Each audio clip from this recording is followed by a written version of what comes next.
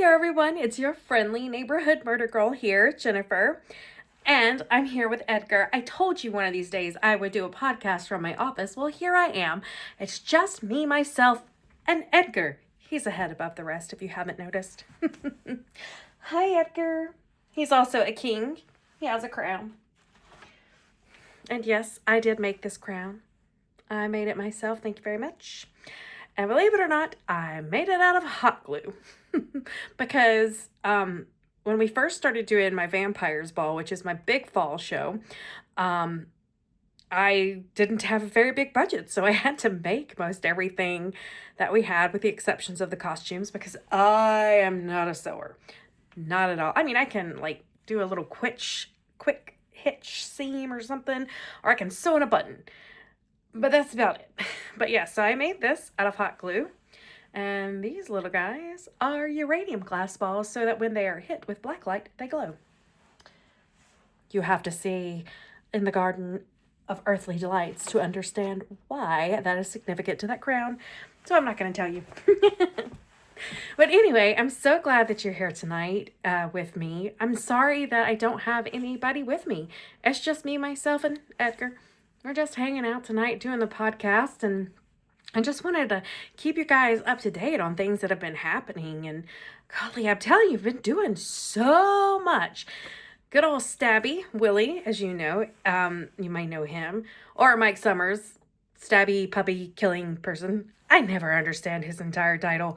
All I know is that he's my partner in crime when it comes to this, especially when it comes to editing. And he has been editing his heart out and working on all the videos and things that we took from the Voices of Freedom event that we did at the Mount Airy Museum of Regional History. And it's going to take him quite a while to get through all of that footage, because there was a lot.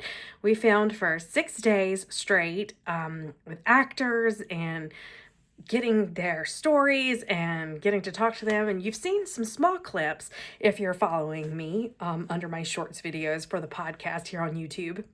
And it's pretty cool. I'm really excited about what all we're doing with it. So that's where Stabby is. He is very, very busy doing the editing for that, because I was so exhausted from that, because I read everything, and coordinating 15 actors every single day was just way more than I thought it was going to be. But anyway, I digress. It was fun, and it was a good turnout. And I feel like the amazing performers that I had for that event they turned up. They showed out.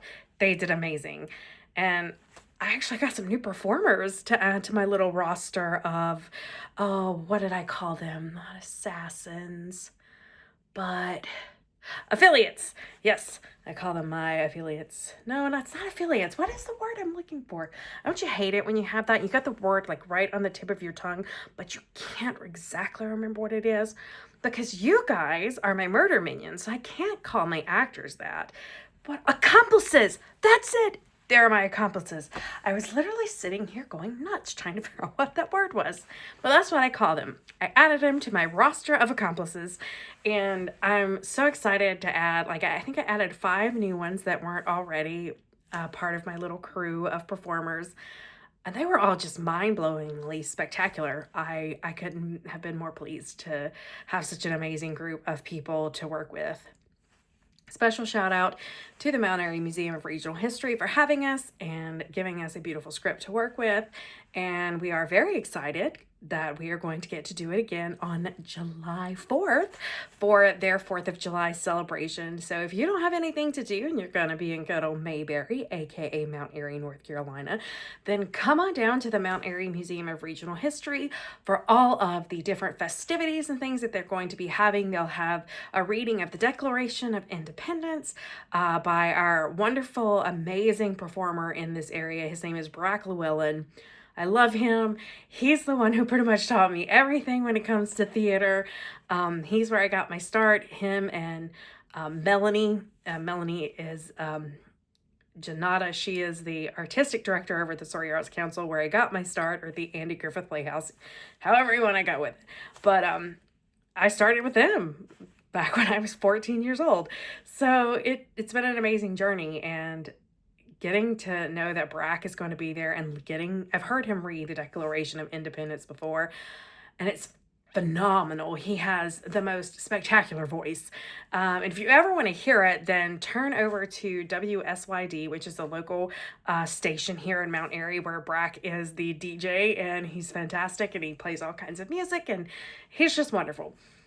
He has his own theater group, and it's so fun to get to know that our little town, good old Mayberry, is just full of this amazing talent, not just with our arts council, with my group, but with Brack's group. There's also several different little small groups that work with the kids circuits and everything like that. So it's really amazing to get to be part of a town that is, so vested in the arts. And it's, anyway, I digress, but July 4th at the Mount Airy Museum of Regional History.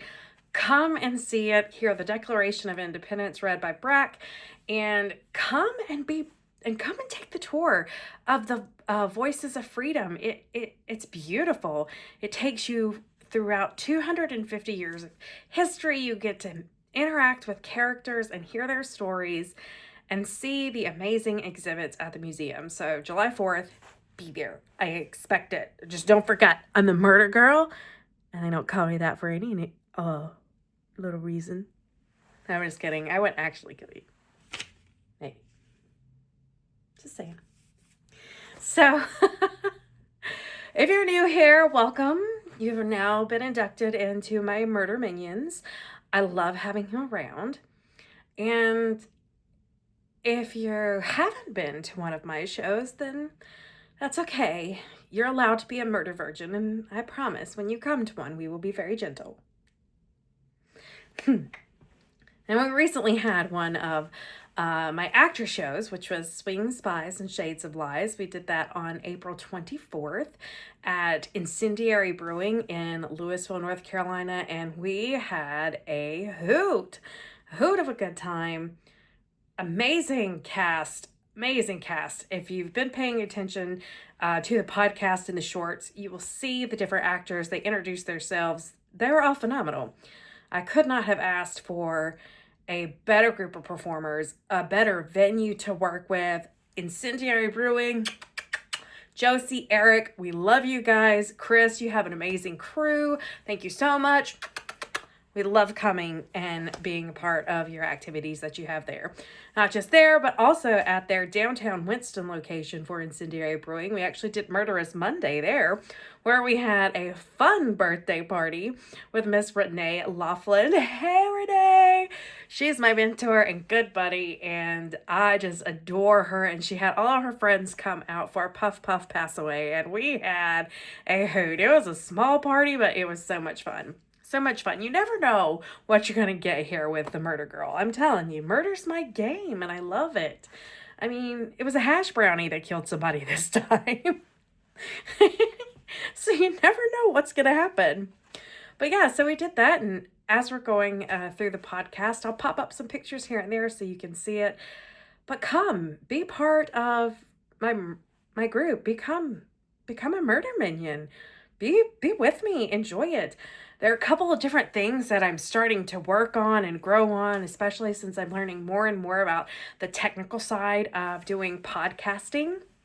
So be on the lookout for some new things that are coming, like we just may be doing a live on Twitch, choose your own murder mystery adventure, where we'll be doing Murder Mystery Live, and you guys get to choose the outcome scenes at a time. So just be on the lookout for that. We'll make a huge announcement when we're ready to do that. I'm so excited for it because to me, that just gives me so many opportunities to create more. And I can also use those to do something that's a little bit more violent. Because for our live shows, most of the murder mysteries are what we would call a cozy murder mystery, which is like an Agatha Christie. You don't really get to see them get killed. You don't, it's nothing super gory or violent. So that would really help if we're able to do something that, a little bit more risque and a little bit darker, because let's be really honest, I like things to be a little bit darker. I mean, what? I look like a fairy godmother, but, you know, really, I'm a serial killer that gets away with it because I don't physically kill anyone. Yet. I haven't killed anyone yet. That I know of. Because this isn't Stranger Than Fiction. I'm not gonna... I hope my writing doesn't kill people. I mean, kill you with suspense and laughter, fine, but not actually kill someone. That would be bad. But I've been doing so much stuff here lately. Not just with murder mystery, but I've been doing a lot of writing, and I'm so excited for some of the things that I've gotten to write. I know I kind of talked about them a little bit before, but I've had two that I've submitted to different venues and groups to get reviewed. And recently I was part of the North Carolina Theater Forum, or Playwright Forum, and we kind of workshopped the very first scene of the full-length play that I'm writing called Ashes and Snow, which is about this man and this woman. The woman is the wife of a recently deceased plantation owner, and the man is the slave who has been set free. And it's their story about how their relationship grows and becomes more than what it should have been in that time. And it's their story and how they try to move on and get away into a place that they can be free, and they can just be free to love one another. And I was so excited to get to read that with a whole bunch of a whole bunch of people in the North Carolina Playwright Forum. So it was pretty amazing to get to hear the characters come to life, because right now they've only been voices in my head and on paper. I haven't really had anybody read it. Stabby has read it, but that's because I just finished it and I needed to hear it. But other than that, no one else has read it. I did send that also to Frank Levering, if you remember from episode 4 here at Suspects Welcome. He was our suspect for that time, and he is an amazing playwright and just phenomenal man. I did send him that, and he wants to workshop it. And I was just gobsmacked. Like, yes, please, let's workshop it. And if you don't know what workshopping is, it is exactly what it says it is. It is a time where you kind of do reader's theater. You take your play and you workshop it. You work through it in front of a live audience where they're going to give you feedback and they're going to talk to you about your play and give you some feedback about maybe you should do this or maybe you should do that. And I couldn't be more excited to get to do that with them. I submitted another piece to the Levering Orchard Theater, Cherry Orchard Theater. And it's a short one. It's very short. It's meant to be more of a spoken word piece, and it is called Crossing the Ages. And it's this one woman's story, but at different times of her life. So imagine in your head, if you will, blank stage. You have one young woman, maybe in her early 20s, and then you have an older woman, probably in her late 60s, early 70s, somewhere in that range. So they're starting this story, and it's their story. They're the same person at different points in their life. And the old woman is actually telling the story of the young woman. And the young woman is telling the story of the old woman, which is so cool, I think, anyway. And it kind of goes along the lines of, when we're young, we're always wishing we're older. And when we are older, we're always wishing we were younger. And it's just about how the two kind of meet in the middle. And I'm really just very excited about it. I've never written anything like that before. I had the idea, I don't know, maybe about 4 or 5 years ago, and I kind of played with it here and there, and I was kind of terribly heartbroken because the lady I wanted to do it turned me down, but now she's the lady that wants to workshop it, which makes me so happy because I love Aunt Terry so much. You guys will get to meet her. You'll see her too when we get all the videos posted of the Voices of Freedom, because she was one of the narrators for the event. But I love her. I just look up to her. She's an amazing author, performer, director, mentor. She can make a mean cocktail. Just saying. Just saying. But yeah, so I'm very excited that's happening, and it's just amazing the opportunities that you think you're never going to have, especially in a small town like this one. I mean, I always thought for me to be able to do the things that I want to do, I'm going to have to leave and I'm going to have to go to Hollywood or somewhere like that. I never thought that I would get the opportunity to do it here. And it's been truly amazing. And I'm so appreciative of the people that I'm meeting and different things of that nature. And I'm just in awe of the talent, and it's just, phenomenal. Absolutely phenomenal. And again, I'm just gobsmacked by the amazing amount of talent that we have here in this small town. Mayberry, who would have thought? I didn't. I never did. I thought Anna Griffith, whatever. That was totally me when I was a kid. Now I really respect what Andy went through. And because people, even to this day, the people who are, and I love the people around here, don't get me wrong, but even the people who are a little old school and old fashioned still just don't believe that there's anything to be made of the world of theater.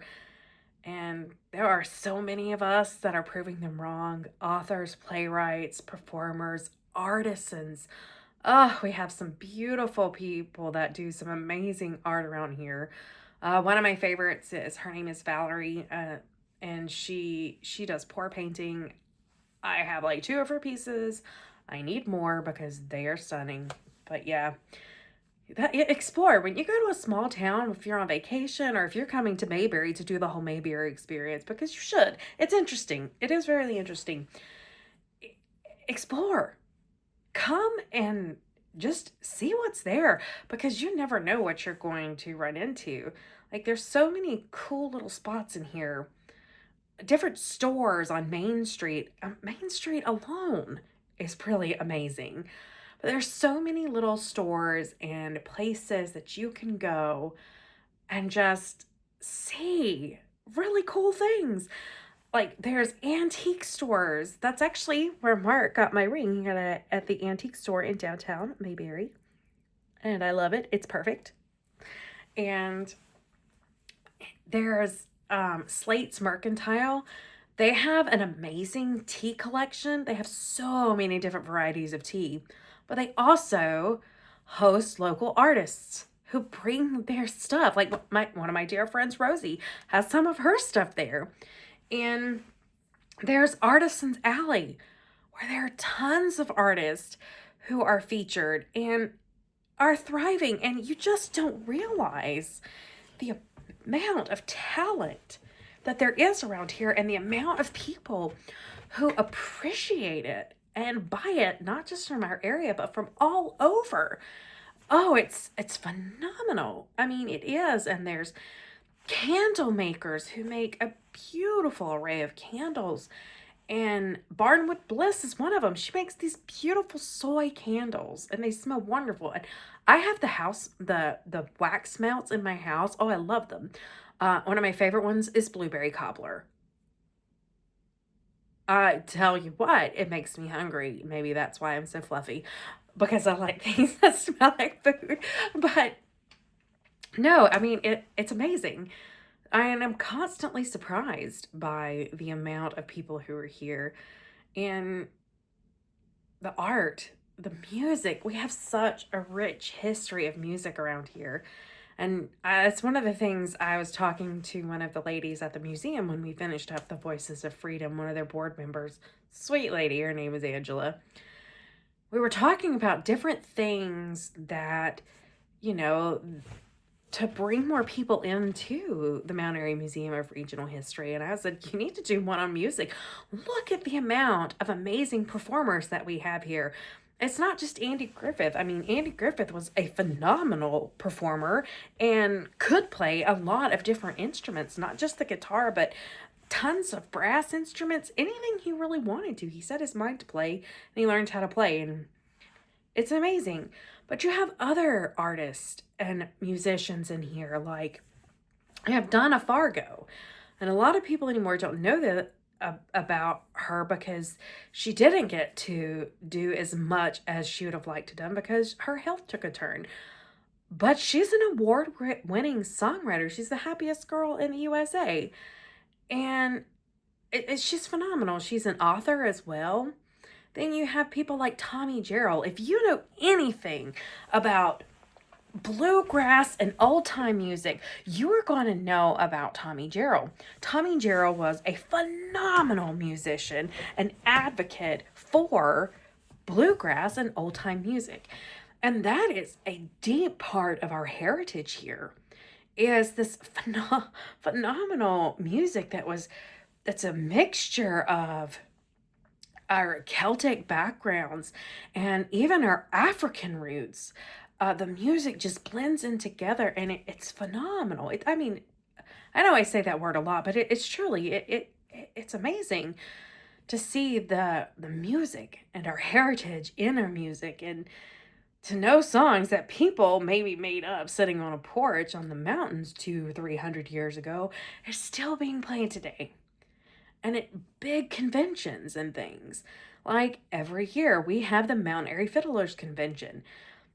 And it's a huge competition where people from literally all over the world come and compete to be some of the world's best bluegrass and old-time music performers. That's amazing. And our little bitty small town, and there's like 10,000 people that come just for that event. Spectacular. I did not have a very big appreciation of bluegrass and old time music until I got much older. Younger than I am now, obviously, but older than I was growing up. And I've learned to really appreciate it and love it because of my husband, Mark. His company, Brown Communication, they do the sound for the bluegrass or the Mount Airy's Fiddlers Convention every year. They also do the sound at the Autumn Leaves Festival at the Bluegrass main stage, and it's really just become very heartwarming for me to look and see how this music that has traveled through centuries is still traveling today and how it's still appreciated. And it just amazes me. It just amazes me. And I know I've went on and on and on about bluegrass, but we're not just bluegrass around here. We're so much more. Another one of our phenomenal artist talent ladies is Melva Houston, jazz singer. Oh, she could bring the church down. Fabulous performer. I was lucky enough to get to hear her sing on several occasions. And I can't believe that someone of that caliber, because I love jazz music. I love it. I love it. From here. Who in their right mind would have known that? I definitely wouldn't have. It wasn't until I was actually in a choir and was singing. It was a group. It's a group called Voce, which is still around. I don't do it anymore because it's a hard memory for me because it was started by my former voice teacher, and I loved that man, Sandy Beam. I loved him, and it's just so hard for me to try and go back and do it without him. So I don't. I will go to their concerts and listen. Phenomenal. But Melva came and sang several pieces with us at one of our concerts, and Fabulous. That's all I can say. Fabulous.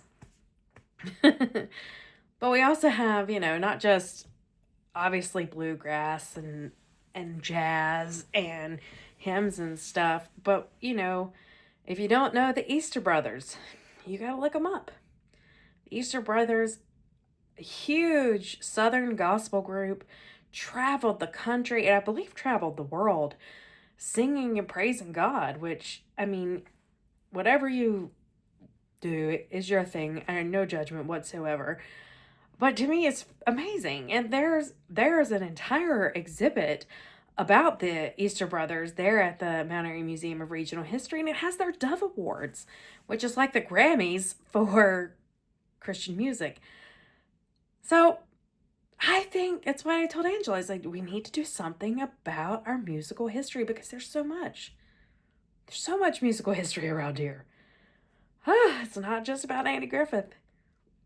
People don't realize that. They come to this sleepy little town and they think that it's Andy Griffith, it's Mayberry, but there's so much more.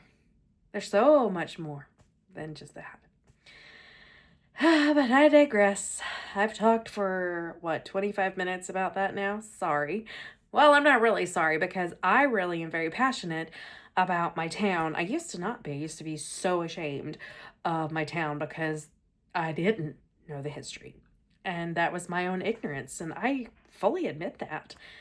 And you have to when you are learning about different things, and especially music and theater, you have to learn about it. Like, there was several shows that I'd done that had bluegrass style music in it, and I was just like, ugh.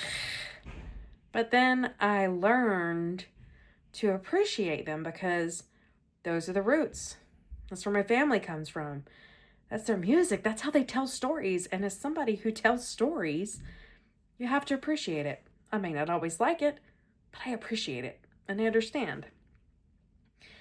And speaking of as a storyteller, I am part of the Spoken Word Society here in Mount Airy, which is led by our fearless leader and a woman that I admire so much. Her name is Millie Hyatt, and she is the founder and leader of the Spoken Word Society here, and it's amazing.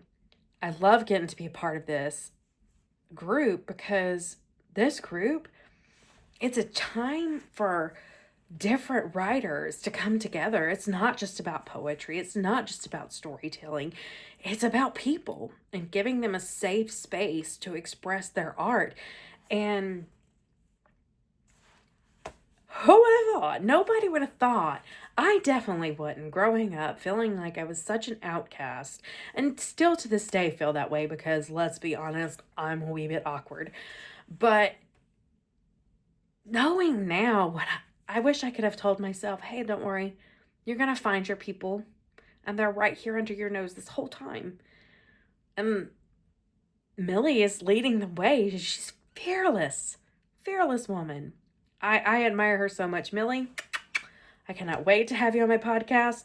We're going to have to sit down, pick out a date, and just tell you now. It's got to happen. I really think everyone should experience the magic of Millie because Millie is, oh God, gobsmack. She's amazing. But tonight, reason I say this is because tonight, it is May 1st, and I just got back from a spectacular event called Fall of Freedom, which is a huge national movement, and I want to tell you a little bit about it. Let me read it because I'm not going to say it right if I don't read it. So, the Fall of Freedom, a focused, urgent call to artists and art institutions across all sectors to make art, music, plays, exhibitions, comedy, and beautiful protest for grounding artistic labor and aligned with immigrants' rights, organizing to amplify all struggles against repression and state of violence. And that's what it was. Tonight's event was wonderful. It was well attended. Again, I'm just touched and in awe of the amount of talent in my own little town of Mayberry. Just amazed. But yeah, you can go on there on Facebook and you can watch the live feed for the Spoken Word Society, and I highly recommend you doing that. You get to hear me speak, and no, I didn't have any makeup on because I forgot that it was being live streamed, so I didn't have on makeup. I have it on now. I put it on just for you guys. But no, you can hear some amazing poetry, some amazing spoken word, and get to see some new talent that you've probably never seen. And it was so cool. It was so cool to be able to sit there and do that. They had Cynthia, who is the lady that owns Paige's Bookstore, where we were at tonight, was sitting there painting the logo for Fall of Freedom. Oh, it was beautiful. It's beautiful. So the logo for Fall of Freedom, and I'll put it up here when I do the edits, is this hand holding up a torch with light beams coming out from it. And Cynthia did this beautiful, beautiful representation of it, where the hand was actually going back and forth in between different skin tones, and there was a rainbow effect behind it with the light shining out, and I will show pictures. It was grand to get to watch her do this while we were doing this event live. Oh, it was so just wow. I just can't believe it, you know? But yeah, so look it up. Look up Fall from Freedom. And again, this was a nationwide event that it was going all over the place. So check it out. And I'll put the link to the Facebook Live in the description for this so you can go and see it, because I really think you would enjoy it. And if your political opinions are different, that's okay. Please don't be mean, don't be rude, don't put any negative crap on my things. They'll be deleted. I'm sorry, I just don't deal with negativity. It's just not my thing. Drama's for the stage. I don't got time for it anywhere else. So, I did get some new things tonight while I was there. I got 2 new shirts, and I'm so excited for them. Okay, this first one I'm going to show you is the Spoken Word Society shirt. You can see there, it's got the cool little microphone. This is the logo, and Millie herself designed it. I love it. I can't wait to start wearing it. It's 2 of my favorite colors, black and red. And then the other one, she wore this shirt one night to the Spoken Word Society. And in case I didn't say it before, but in case I did and you need reminding, we meet at the second Tuesday of every month at 7 p.m. at the Mount Airy Museum of Regional History. We have a good time. It's a safe space. Come. But she wore this one night and I freaked out. I gotta have that shirt. So it's this one. I'm a writer. Anything you say or do may be used in a story. And it's got the Spoken Word Society of Mount Airy on it. I cannot wait to wear this shirt. I love this shirt. I'm so excited for this shirt.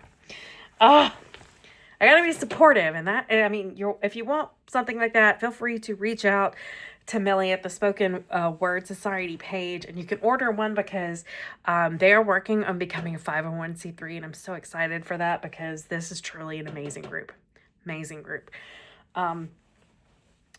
So yeah, go support it. Tell her you want a t-shirt. She'll get it to you. So yeah, there's that. And go support your local artist. Absolutely go support them. I mean, if you don't support them, nobody will. Nobody will learn about them if you don't support them. And you never know whose life you may change by just going and supporting a friend at a local art sale or buying a piece of their merchandise and sharing it with your friends. It'll change their lives.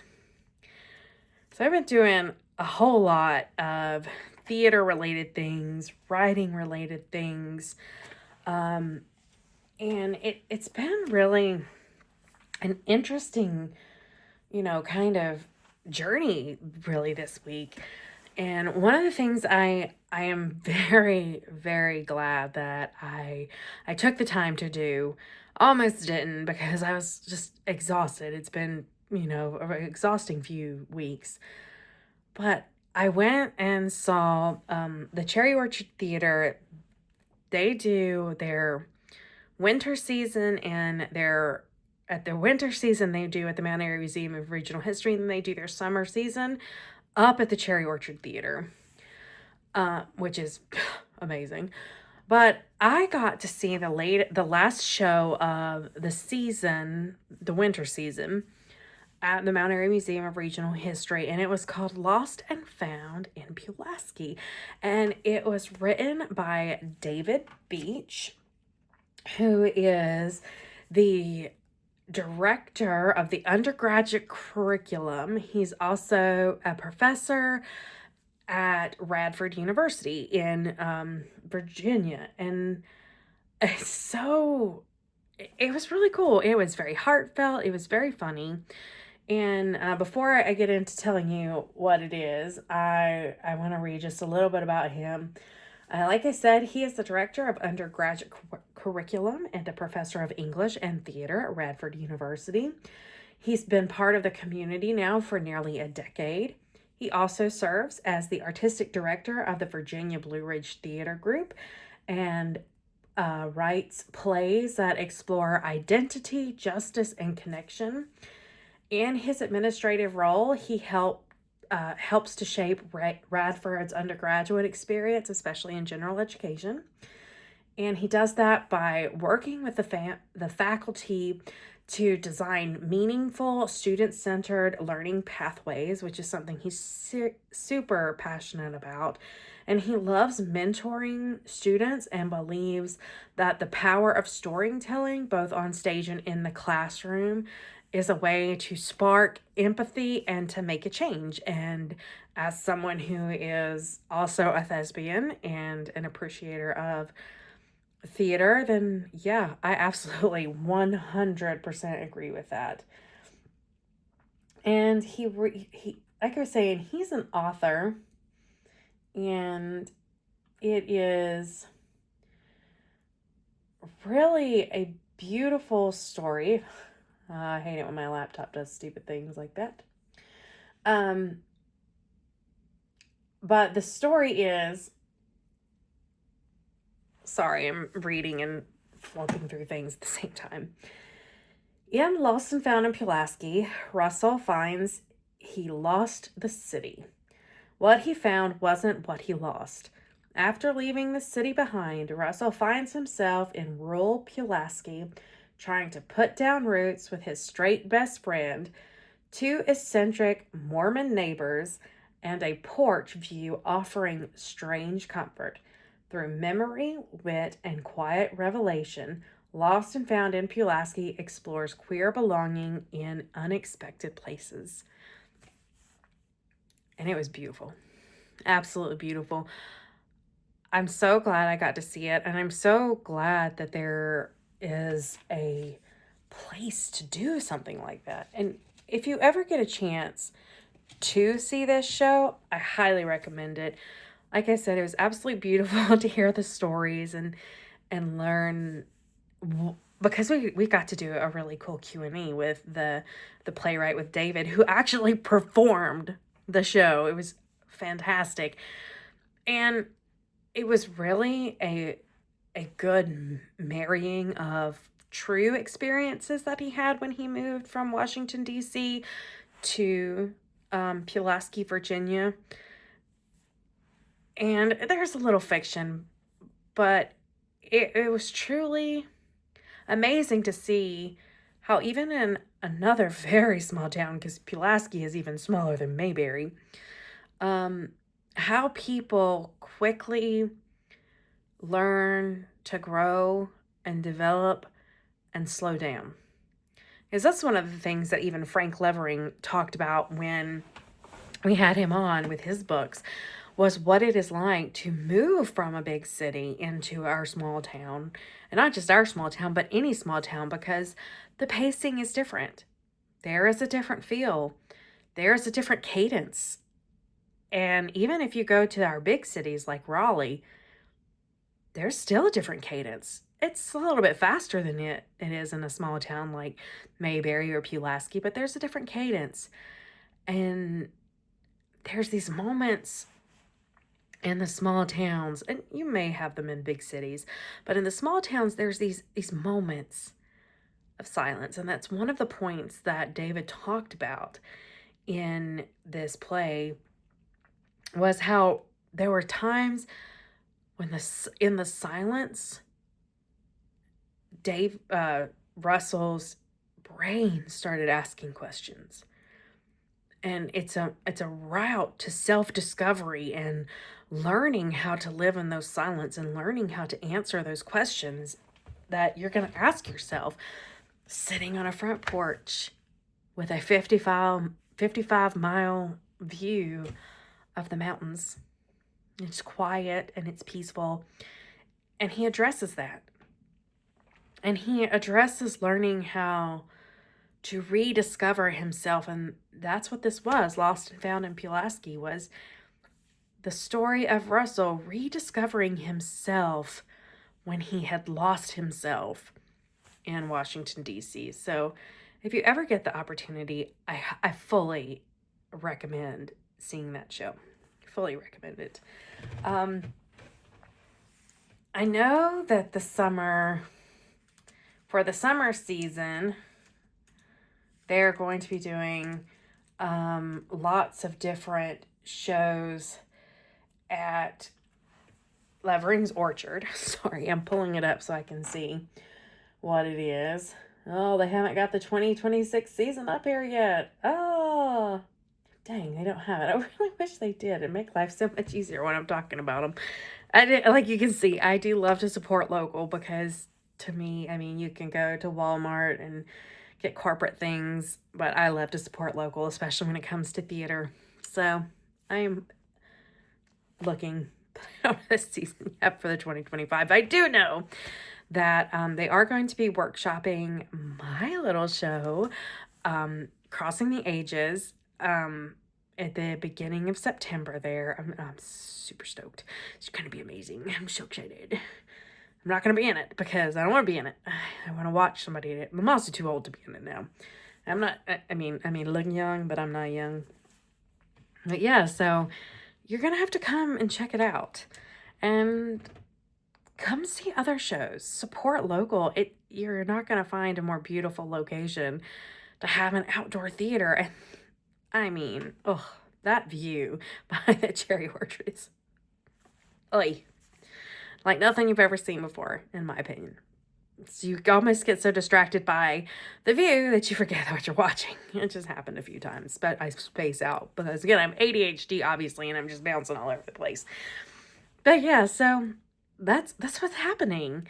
Writing and experiencing different things and learning about new art and new people and new authors has been such an amazing journey for me over the past few weeks. And I'm honored to get to do it. And that's the big thing about this entire episode tonight is just do it. Experience new things. Even if it's scary, just go, just do it. You're never going to know. And open your mind, open your ears, open your mind, open your heart, and just let your soul be. Let it experience, because that's the only way we learn. That's the only way we grow, is to make a difference. We listen and we learn and we don't judge. And that's the truth. Even if somebody's opinion is very different from ours. And sometimes there are, but the way you get past it is to listen, to grow and to learn, and respect one another. Be kind, be gracious, because the world just needs it right now. And that's all I'm going to say for that. I hope you all have enjoyed this evening of spending just some one-on-one time with your friendly neighborhood murder girl, because I have very much enjoyed being with you guys. So have a murderous night, and I look forward to seeing you soon. Bye now.